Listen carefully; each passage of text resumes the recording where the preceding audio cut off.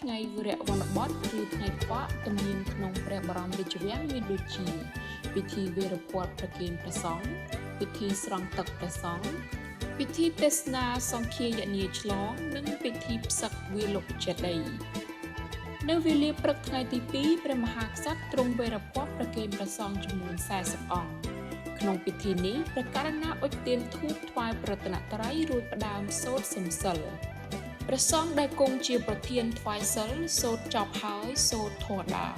ព្រះករុណាទ្រង់ដាក់បាតហើយបន្ទាប់ពីព្រះសង្ឃសូត្រដាចប់អាចារ្យនាំសូត្របាលីវេរពន្ធការស្រង់ទឹកព្រះសង្ឃគឺធ្វើឡើងនៅវេលាម៉ោង4ព្រឹក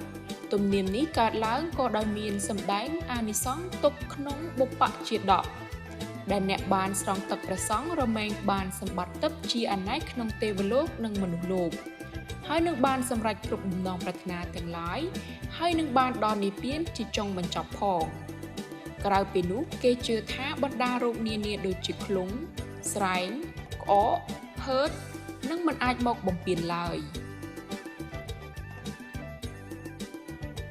ពិធីទេសនាសង្ឃាយនាគឺធ្វើបន្ទាប់ពីព្រះសង្ឃស្រង់ទឹករួចព្រះសង្ឃគ្រប់អង្គបានរួមគ្នានៅក្នុងព្រះវិហារសូត្រចោទសួរពីក្នុងគម្ពីរព្រះវិន័យ3ដកព្រះសុតន3ដកនិងព្រះអភិធម្ម3ដក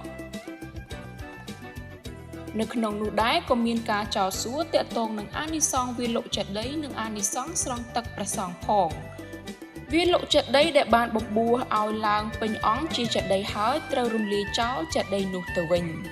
បើសិនជាចេតិយមិនទាន់បានផ្សឹកហើយមានមនុស្សទៅបំពៀនអ្នកនោះដល់នឹងកើតទោសដូច្នេះការផ្សឹកគឺការដកចិត្តលែងកាន់ជាវាលុចេតិយទៀតហើយ